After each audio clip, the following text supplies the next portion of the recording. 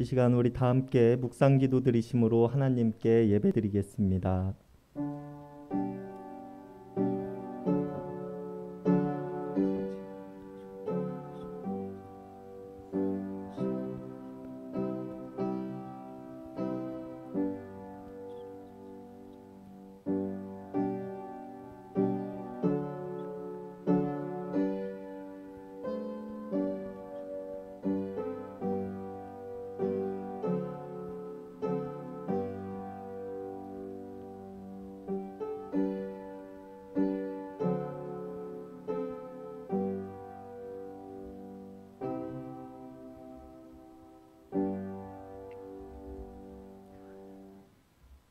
하나님, 우리에게 성령님을 보내주시고 우리가 성령님을 통하여 하나님의 사랑을 경험하게 하심에 감사를 드립니다.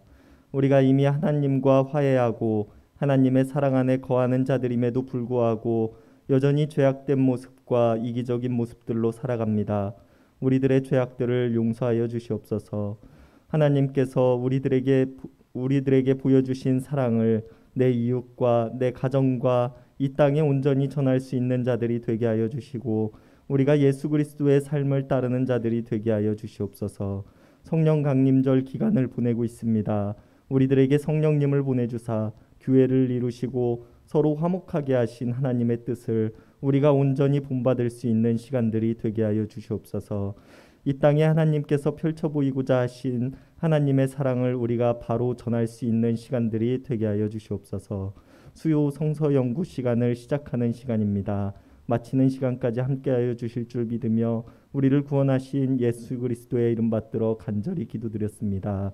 아멘. 우리 다 함께 찬송가 410장, 통합 찬송가 468장 부르시겠습니다.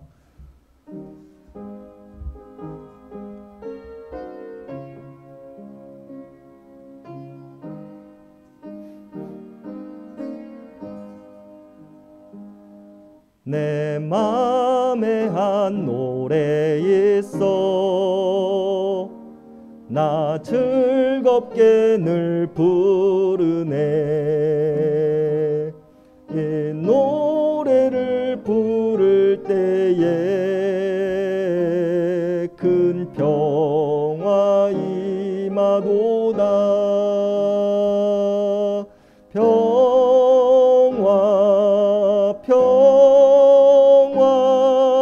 하나님 주신 선물 그 놀라운 주의 평화 하나님 선물일세.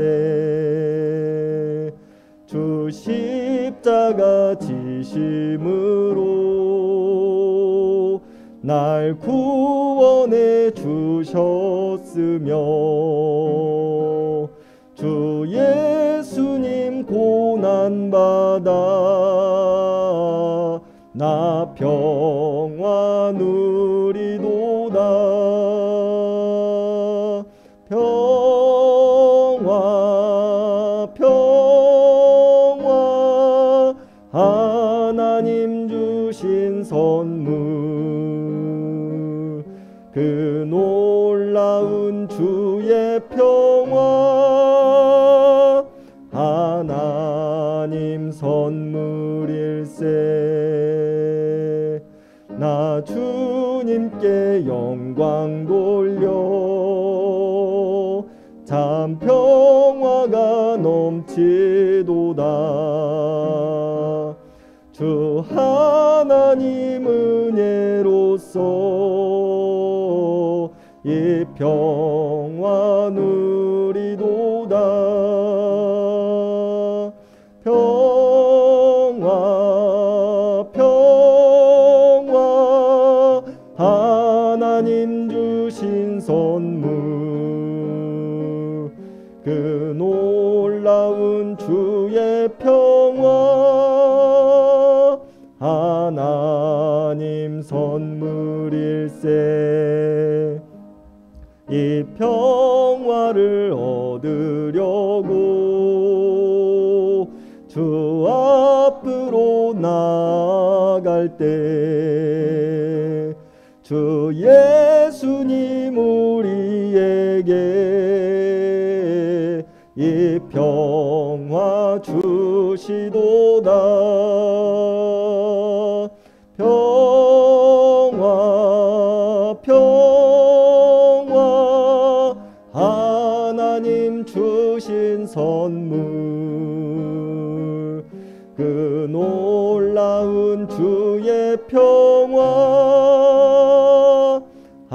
하나님 선물일세.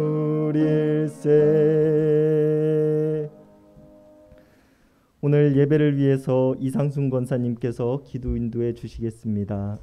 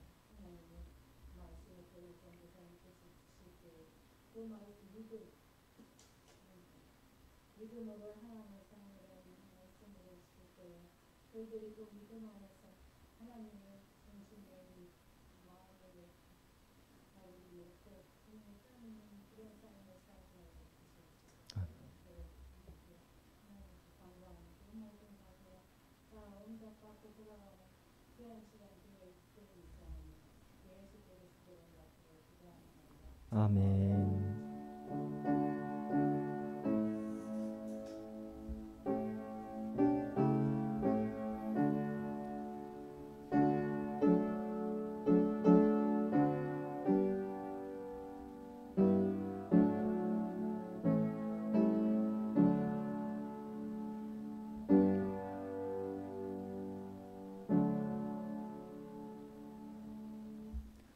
오늘 우리에게 주시는 하나님의 말씀은 로마서 5장 1절에서 11절까지의 말씀입니다. 로마서 5장 1절에서 11절까지의 말씀입니다.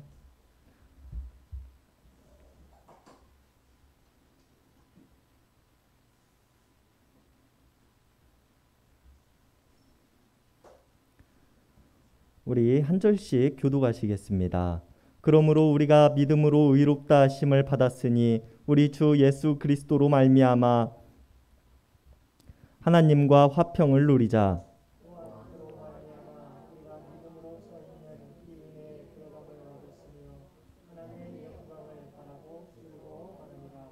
다만 이뿐 아니라 우리가 환난 중에도 즐거워하나니 이는 환난은 인내를 소망이 우리를 부끄럽게 하지 아니함은 우리에게 주신 성령으로 말미암아 하나님의 사랑이 우리 마음에 부음받음이라.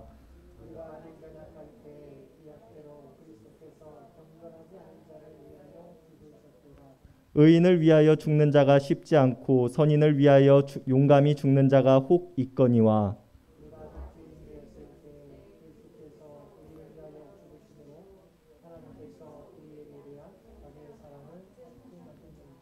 그러면 이제 우리가 그의 피로 말미암아 의롭다 하심을 받았으니 더욱 그로 말미암아 진노하심에서 구원을 받을 것이니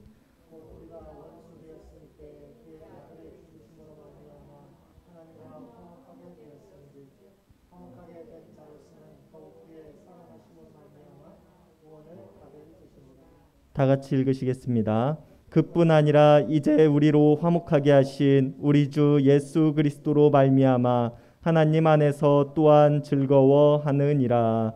아멘.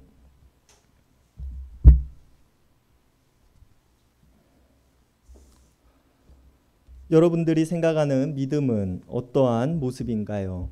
우리들은 하나님을 우리의 창조주로 고백하고 예수 그리스도께서 우리를 위해 십자가에 달리셨으며 성령님께서 지금도 우리와 함께 계심을 믿는 믿음을 기초로 교회라는 공동체를 이룬 사람들입니다. 그리고 우리 그리스도인들뿐만 아니라 다른 수많은 종교들의 밑바탕에는 믿음이 존재하고 그 믿음을 통하여 자신들의 종교를 신성시하는 모습으로 나타납니다. 그리고 이 모습에는 여러 가지의 모습들이 나타납니다. 가끔 길을 걷다 보면 개인적으로 또는 집단으로 예수천국 불신지옥이라는 팻말을 들고 자신들의 구호를 외치며 행진하면서 많은 사람들을 전도하는 사람들을 볼 수 있습니다. 이분들에게 있어서 예수천국 불신지옥은 그들의 믿음입니다. 북한의 지하교회에서는 수많은 사람들이 자신들의 목숨을 걸고 김씨 일가의 눈을 피해서 하나님께 예배드리기도 합니다. 아마 이들이 김씨 일가가 아닌 하나님께 기도하고 예배하는 것을 들키는 순간 이들은 교화소에 잡혀가거나 자신의 목숨을 내놓는 일이 발생하게 될지도 모릅니다.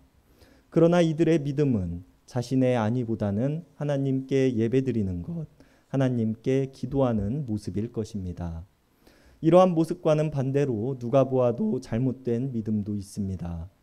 요즘 세상을 떠들썩하게 만들고 있는 이슬람 극단주의자들의 단체 중 하나인 IS는 자신들의 믿음과 신념 때문에 세상의 많은 문화 유적들을 파괴하기도 하고 많은 사람들을 죽음으로 몰아가거나 다치게 만들기도 합니다.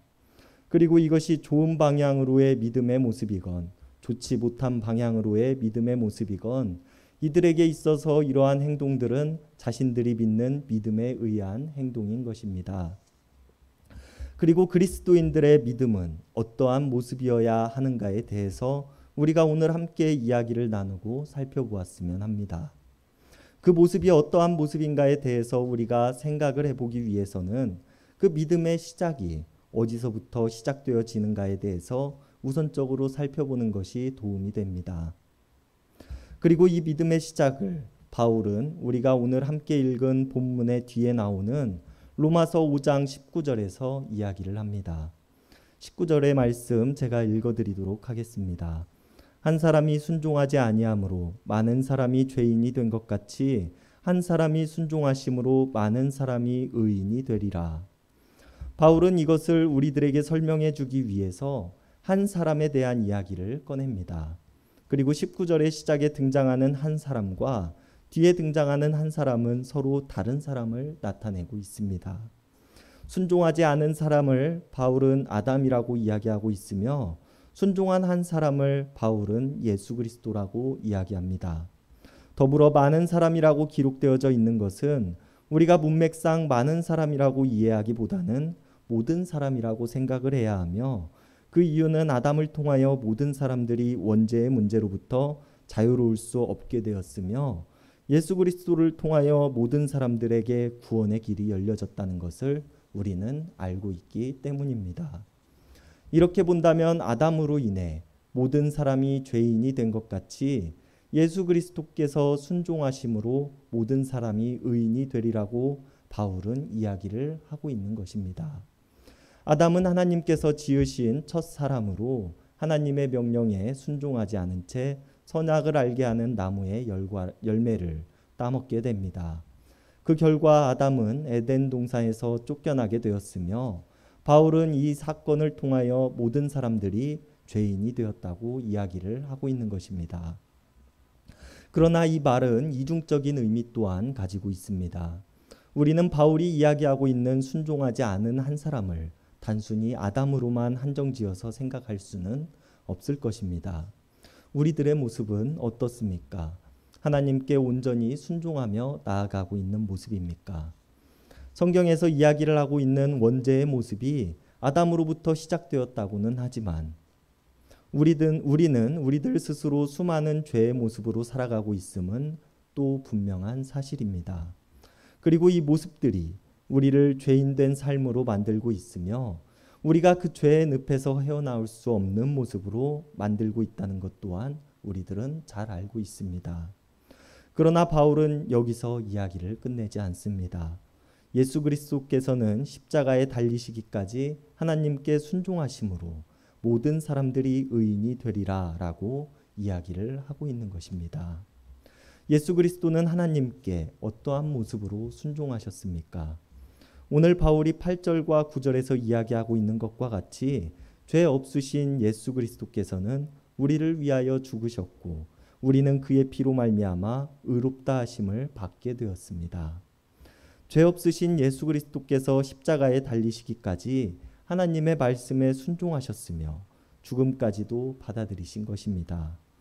바울의 이 말과 같이 우리 그리스도인들의 믿음은 한 사람의 순종, 즉 예수 그리스도께서 십자가에 달리신 사건으로부터 시작합니다. 이것이 없이는 우리 그리스도인들의 믿음은 헛된 것이며 아무런 의미가 없는 믿음이 된다는 것입니다. 왜냐하면 오늘 본문의 시작 5장 1절에서 바울은 우리가 믿음으로 의롭다 하심을 받았으니 우리 주 예수 그리스도로 말미암아 하나님과 화평을 누리자라고 이야기를 하고 있기 때문입니다. 이것이 무슨 말인가 하면 죄인의 모습인 우리들이 예수 그리스도의 십자가 사건을 통하여 의로움을 얻었기에 예수 그리스도의 순종과 십자가 사건이 없이는 우리는 여전히 죄인의 모습으로 살아갈 수밖에 없다고 이야기를 하고 있는 것입니다. 덧붙여 바울은 1절의 말씀에서 두 가지를 이야기합니다. 하나는 우리가 믿음으로써 의롭다함을 얻게 되었다 이야기를 하는 것이며 다른 하나는 하나님과 함께 화평하기 위해서는 우리 주 예수 그리스도로 말미암아야 한다고 이야기를 하고 있습니다. 이것을 다시 연결해서 생각을 해본다면 우리가 하나님과 화평하기 위해서는 예수 그리스도를 믿는 믿음을 통하여서 가능하다고 이야기를 하고 있는 것입니다. 한 사람의 순종하심으로 모든 사람이 의인이 되었기 때문입니다. 이것이 바로 그리스도를 통한 하나님과의 화해이며 우리의 믿음의 시작이 되는 것입니다. 그러나 우리가 여기서 한 가지 간과하지 말아야 할 것이 있습니다. 우리가 믿음으로 의롭다 하심을 받았으니 라고 이야기를 하고 있는 문장입니다. 바울은 우리가 믿음으로 의인이 되었다, 우리가 믿음으로 선하여졌다 라고 이야기하지 않습니다. 이 문장을 풀어서 이야기를 해본다면 우리가 믿음으로 의로운 자라고 칭하여졌다 정도로 생각해 볼 수 있는 말인데요. 현대인의 성경 번역본을 보면 이 문장을 우리가 믿음으로 의롭다는 인정을 받았다라고 이야기를 합니다. 이것은 무엇을 의미하는 걸까요? 여전히 우리는 죄인의 삶을 살아가고 죄인의 모습으로 살아가지만 하나님께서는 우리에게 죄가 없는 것처럼 여겨주신다, 우리에게 의로운 자라고 말씀해 주신다라고 이야기를 하고 있는 것입니다. 우리는 여전히 죄를 지으며 살아갑니다. 우리는 여전히 죄인의 모습입니다.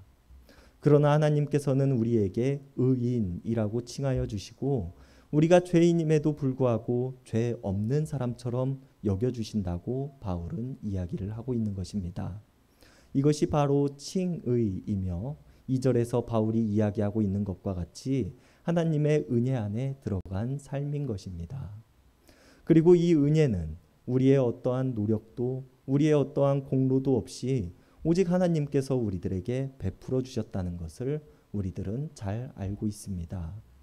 그렇기에 하나님께서 우리들에게 베풀어 주신 은혜가 더욱 값진 것이 되며 하나님의 모습인 우리들에게 의인이라고 죄인의 모습인 우리들에게 의인이라고 불러주시는 하나님의 부르심에 우리가 감격할 수밖에 없는 이유가 되기도 합니다. 그러나 우리들이 앞서 이야기를 하였듯이 이것은 그리스도인들의 믿음의 시작인 것입니다. 우리가 출발선에서 출발을 하였다면 결승선에 도달하기까지 달려가야 함은 마땅한 일일 것입니다. 그러나 많은 그리스도인들의 믿음은 여전히 시작 단계에 머물러 있는 것 또한 사실입니다. 하나님께서 나를 구원하시기 위해 예수 그리스도를 이 땅에 보내주셨으며 예수 그리스도를 통하여 우리가 의롭다함을 얻었다는 사실은 믿지만 이것에서 더 나아가지 못한 채 여전히 그 자리에만 머물러 있는 모습이라는 것입니다. 그러나 오늘 바울의 이야기를 쭉 살펴본다면 우리는 분명 이 자리에만 머물러 있어서는 안 된다는 것을 알 수 있습니다. 그렇다면 우리는 하나님을 믿는 믿음을 근거로 어떠한 모습으로 살아가야 하며 어디를 향해 나아가야 할까요? 바울은 3절에서부터 5절까지의 말씀을 통하여서 우리가 어떠한 모습으로 살아가야 하는가에 대한 이야기를 전해줍니다. 하나님께 의롭다 칭함을 받은 사람들은 환난 속에서도 즐거워함을 통하여 인내할 줄 알아야 합니다. 인내함을 통하여 연단할 줄 알아야 하며 연단 속에서 소망을 바라볼 줄 아는 삶을 살아야 한다고 이야기합니다. 이 말은 우리가 새벽 예배 때 살펴보았던 시편의 말씀과도 그 뜻을 같이 합니다. 시편 1편의 저자는 하나님의 말씀을 묵상하고 즐겨하는 사람은 어려운 일이 닥쳤을 때에 그렇지 않은 사람이 바람에 날리는 겨와 같이 휘날릴 때에도 그것을 참고 견디어낼 만한 힘을 갖게 된다고 이야기를 합니다. 어려운 상황 속에서도 하나님의 사람은 여전히 철을 따라 열매를 맺으며 그 잎사귀가 마르지 않고 하나님의 때가 올 때를 기다리는 소망을 가지며 살아간다고 이야기를 하고 있는 것입니다.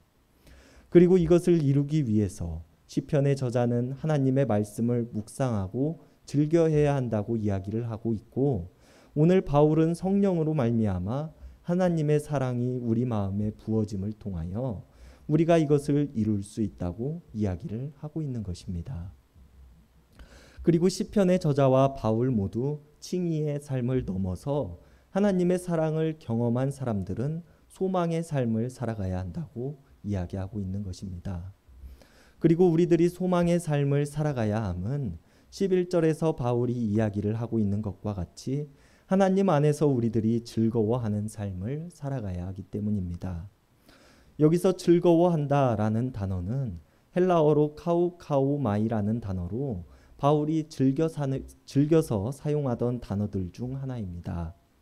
다른 바울의 편지들을 보면 오늘 로마서에 기록되어진 것처럼 즐거워한다라는 의미보다는 내가 자랑한다 라고 이야기를 하는 부분에서 자주 사용되어졌습니다. 내가 십자가를 자랑스럽게 생각하노라 라고 이야기를 하기도 하였고 너희가 너희의 육신을 자랑하니 나도 자랑을 해보겠다 라고 이야기를 하기도 하였던 단어로 주로 즐거워한다라는 뜻보다는 무엇을 뽐내거나 자랑할 때 자주 사용되어지는 단어로 우리가 생각을 해보면 좋습니다. 이렇게 우리가 11절의 말씀을 다시 생각해 본다면 바울은 우리가 하나님 안에서 살아가는 것을 자랑하는 삶을 살아가야 한다고 이야기하고 있는 것입니다. 그리고 그것을 자랑하는 삶이란 하나님께서 우리에 대한 자기의 사랑을 펼쳐 보이셨던 것과 같이 우리들 또한 받은 것을 전하는 삶을 살아가야 하는 모습이 될 것입니다. 그리스도인들은 하나님을 믿는 믿음의 삶을 살아가는 모습은 하나님께서 우리들에게 보여주신 것처럼 그리고 예수 그리스도께서 십자가 사건을 통하여 우리들에게 보여주신 것처럼 하나님께서 우리들에게 보여주신 사랑을 자랑하는 모습이 되어야 한다는 것입니다. 바울은 자신의 편지에서 사랑을 자주 강조하는데 로마서 13장 10절에서 바울은 사랑은 이웃에게 악을 행하지 아니하니 그러므로 사랑은 율법의 완성이니라 라고 이야기를 합니다. 사랑이 단순히 칭의를 받은 사람이 성화의 삶을 살아가기 위해서 적당히 베풀어가는 모습이 아니라 율법의 완성이라는 표현을 쓰며 강조하고 있는 모습을 보여주고 있는 것입니다. 이 말이 얼마나 중요한 말인가 하면 예수님께서는 산상수훈의 말씀에서 나는 율법을 완성하러 오셨다라고 이야기를 하셨습니다. 그리고 십자가에 달리셨으며 그 십자가 위에서 예수님께서는 다 이루셨다라고 말씀하셨다는 것입니다. 십자가 사건이 하나님께서 자기 사랑을 확증한 사건이라는 것을 우리가 생각해 본다면 사랑이야말로 진정한 율법의 완성이요, 율법을 완성하신 예수님을 따르는 삶이 되는 것입니다. 그렇다면 우리 그리스도인들에게 가장 첫 번째 되는 믿음의 목적은 하나님께서 우리들에게 보여주시고 예수님께서 우리들에게 보여주신 사랑을 전하는 모습이 되어야 할 것입니다. 그리고 오늘 말씀의 시작에서 이야기하였던 것과 같이 이야기하였던 사람들처럼 자신들의 믿음 때문에 다른 이들에게 마음의 상처를 주거나 육체적 고통을 주는 일들은 분명히 하나님의 뜻에서 벗어난 일이 됩니다. 그 이유를 예레미야의 말씀에서 찾아볼 수 있는데요. 예레미야 2장 34절과 35절의 말씀에서 하나님께서는 이스라엘 사람들에게 너희 옷깃에는 가난한 사람들의 죄 없는 피가 묻어 있다. 그들이 너의 집을 침입하기 위해서 담을 넘다가 너에게 잡힌 것도 아닌데 너는 그들을 죽이고서도 나에게는 아무런 죄가 없다 라고 말씀하고 있다고 이야기를 합니다. 당시 이스라엘 사람들은 우상신들이 만연한 이스라엘 땅에서 많은 우상신들에게 인신공양의 제사를 드렸으며 제물이 되는 사람들은 가난한 사람들, 힘이 없는 사람들, 세상의 약자들이었습니다. 그들의 부모에게 돈을 몇 푼 쥐어주고 아이들을 사오거나 납치하거나 또는 속여 그들을 제물로 삼았습니다. 그리고 그들이 이러한 제사를 드린 이유는 무엇이었습니까? 다른 이들의 고통을 바라보지 못한 채 자신의 복을 빌기 위한 행동이 아니었습니까? 오직 자기 만족, 자기를 위한 믿음이었다는 것입니다. 이런 세상의 세태를 바라보신 하나님께서는 한탄하시면서 그들의 옷에 가난한 자들의 죄 없는 피가 묻어 있다라고 이야기를 하시는 것입니다. 그리고 지금 우리가 살아가는 이 땅의 모습과도 크게 다르지 않음을 우리는 볼 수 있습니다. 예레미야서에서 이야기를 하고 있는 것처럼 사람을 죽이고 제물로 삼는 모습은 아니지만 자본주의라는 이름으로 다른 이들의 피와 돈을 빨아먹는 사회인 것입니다. 얼마 전 23살의 배우 지망생이었던 어린 학생이 자살을 하는 사건이 있었습니다. 부모의 이혼으로 인해서 그는 출생신고조차 제대로 하지 않은 채 검정고시로 고등학교를 졸업하고 배우를 꿈꾸던 어린 학생이었습니다. 그러나 그는 보이스피싱으로 200만 원 사기를 당한 후 홀로 괴로워하다 자살을 선택했습니다. 이런 모습이 이스라엘 사람들이 자신들의 복을 빌기 위해서 우상들에게 사람을 제물로 바치는 모습과 자신이 잘 먹고 잘 살기 위해서 다른 사람을 속여 돈을 빼앗는 모습과 무엇이 다르다는 것입니까? 그런데 여기에 더해 이들은 죄의식조차 가지지 않은 채 하나님 앞에서 나에게는 아무런 죄가 없다고 뻔뻔하게 이야기를 하고 있는 것입니다. 우리가 이런 세상의 세태를 보면서도 보지 못한 척하고 듣고도 듣지 못한 척한다면 우리는 여전히 출발선에 서 있는 믿음일 뿐일 것입니다. 그렇다면 우리는 이 세상 속에서 우리와 함께 살아가는 사람들에게 어떠한 사랑의 모습을 표현하며 살아가야 할까요? 바울은 작은 의미에서의 사랑의 실천을 이웃에게 악을 행하지 않는 것이라고 표현합니다.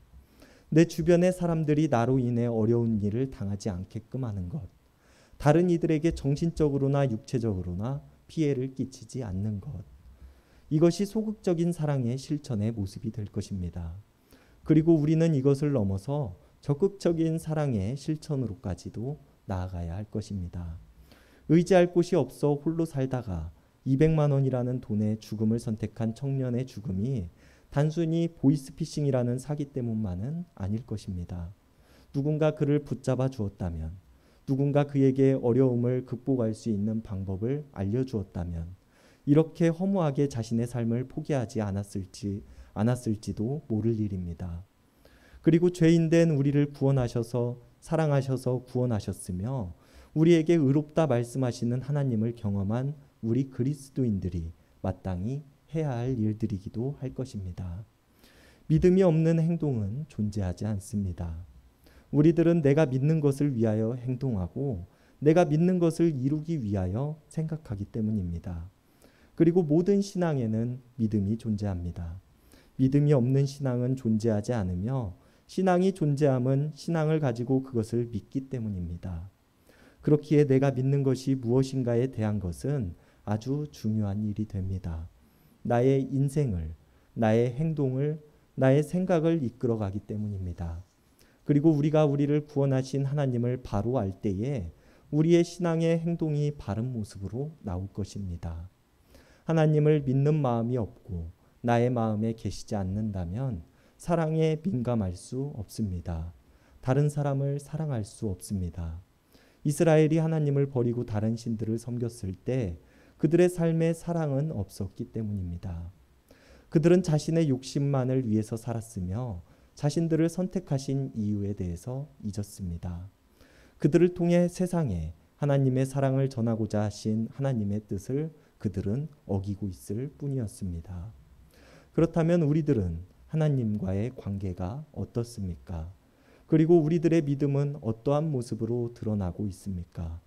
하나님의 사람들은, 그리고 하나님에 대한 믿음이 있는 사람들은 어떠한 방향이든 하나님께서 가르쳐 주신 사랑을 전하는데 힘을 씁니다. 하나님께서 보여주신 사랑을 전하는데 힘을 씁니다.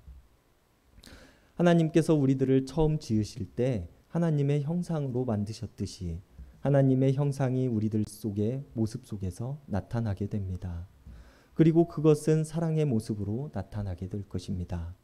우리들이 이것을 기억하면서 하나님께 민감한 사람들이 되기를 바랍니다. 우리들이 하나님을 믿는 믿음이 나의 삶에서 잘 드러날 수 있게 되기를 바랍니다. 사랑이신 하나님께서 우리들에게 사랑으로 오셨듯이 우리들 또한 하나님을 믿는 믿음을 가지고 하나님 사랑, 이웃 사랑을 키워가시는 우리들 모두가 되기를 바랍니다. 기도하시겠습니다. 우리의 인생을 주관하시고 인도하시며 우리가 하나님을 믿는 믿음을 통하여 이 땅에 하나님의 사랑을 온전히 전하라 말씀하신 하나님, 우리들에게 하나님께서는 사랑의 모습으로 나타나셨지만 우리는 우리가 믿고 싶은 것들을 믿으며 악인의 모습으로 살아가고 있지는 않는지 돌아봅니다. 예수님께서는 우리를 사랑하사 십자가에 달리심으로 율법을 완성하셨지만 우리는 율법주의에만 가로막혀 사랑 없는 믿음으로 살아가고 있지는 않는지 돌아봅니다. 여전히 죄인된 모습으로 살아가고 있는 우리들이지만 우리를 의인이라 불러주시는 하나님의 은혜에 우리가 감사하는 삶을 살아갈 수 있도록 도와주시옵소서. 내가 믿는 믿음이 하나님의 뜻과 일치하는 삶을 살아가게 하시고 내가 너희를 사랑한 것 같이 너희도 사랑하라고 말씀하신 예수님의 말씀을 우리가 기억하며 살아갈 수 있도록 도와주시옵소서. 우리에게 예수 그리스도를 보내주시고 하나님의 사랑을 펼쳐 보이심에 감사를 드립니다. 우리를 구원하신 예수님의 이름 받들어 간절히 기도드렸습니다. 아멘. 우리 다 함께 찬송가 411장, 통합찬송가 473장 부르시겠습니다.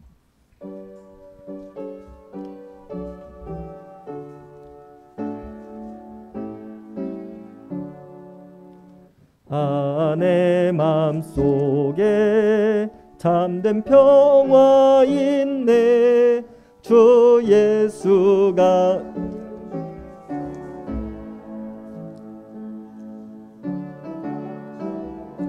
또 흔들리지 않아. 귀하다 이 평안함.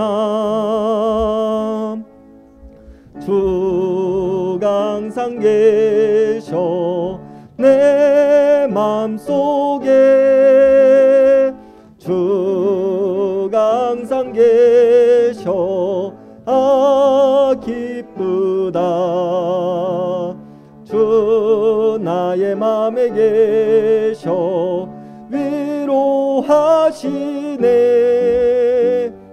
어찌 내가 주를 떠나 살까. 귀한 평화 내가 받고 보니 내 슬픔이 사라지고 마음의 기쁨 넘쳐 주를 찬양하네.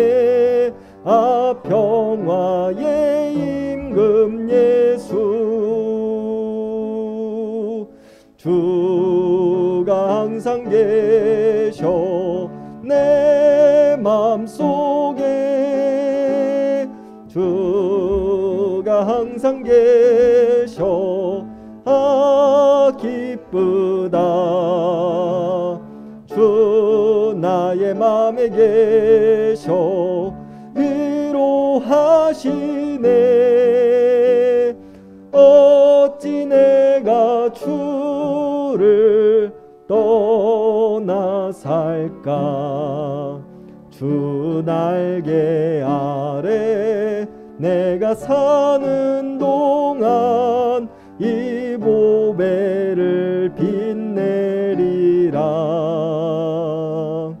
기쁜 날이 주를 만나 뵐 때야 그 평화 영원하리. 주가 항상 계셔 내 맘속에 주가 항상 계셔 기쁘다. 주 나의 맘에 계셔 위로하시네. 어찌 내가 주를 떠나 살까. 임승택 목사님 나오셔서 축도해 주심으로 수요 성서 연구 시간을 마치도록 하겠습니다.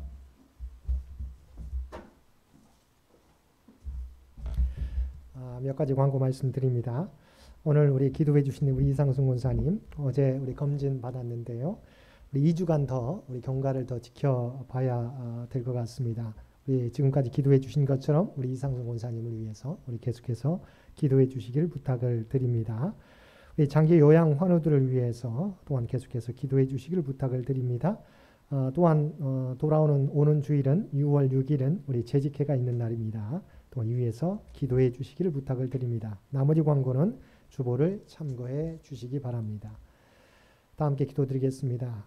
이제는 우리 주 예수 그리스도의 은혜와 아버지 하나님의 극진하신 사랑하심과 성령님의 우리와 늘 함께 하시며 동행하시며 인도하시는 놀라운 성령님의 교통하시는 역사가 오늘 주신 말씀을 따라 우리를 구원하기 위하여 독생자 아들 십자가에 내어주신 하나님의 사랑을 통하여 구원받은 저희들 이제는 그 은혜에 합당하게 하나님 사랑과 더불어서 구체적으로 이 땅에서 이웃을 사랑하며 살아가겠노라고 결단하며 세상 가운데 나아가는 사랑하는 주의 백성들과 그의 가정과 산업의 터전 위에 오늘도 주님 전에 나와 그리고 각자의 삶의 자리에서 예배드리는 모든 주의 백성들 머리 위에 이제로부터 영원토록 함께해 주시기를 우리 주 예수님의 이름으로 간절히 축원하옵나이다.